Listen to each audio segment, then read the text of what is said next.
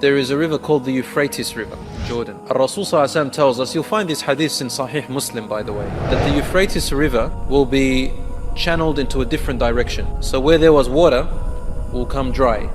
There won't be water flowing through there. And as a result, a mountain of gold will be revealed. Rasul ﷺ mentioned gold, literally, ذهب, جبل من ذهب. So lots of gold will be revealed.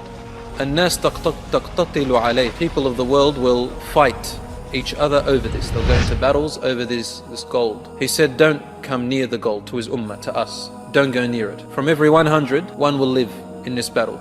And each person will say, because everyone will see this catastrophe, every person will say, I'm going to be the one to live. I'm going to be the one to live and take my portion. Whether this sign is going to happen before the major signs start, or whether they are going to happen within the time of the major signs, is the knowledge of Allah subhanahu wa ta'ala. So that's going to happen with the Euphrates River, the sign of the ending of the world.